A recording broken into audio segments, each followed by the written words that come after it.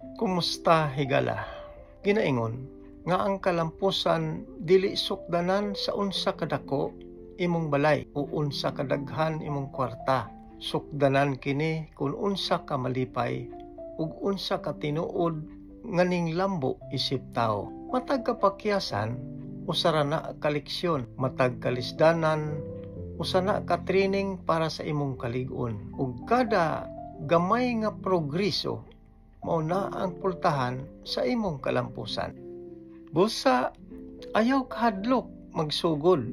Kung naa kay damgo, buhata bisan hinay-hinay. Bisan pag walay mutuo nimo, basta ikaw mismo mutuo sa imong sarili. Hinumdumi kini. Imong kalampusan maabot ra nga wa damha. Ang kalampusan dili destinasyon, kundi journey. Ug matag adlaw nga imong giatubang, ang imong damgo mas duol ka sa imong tinuod nga kalampusan. Kini ang imong higala, Max Craso Sr. moingon. Padayon kay ang imong kalampusan naghulat nimo hangtod sa sunod higayon. May God bless us all.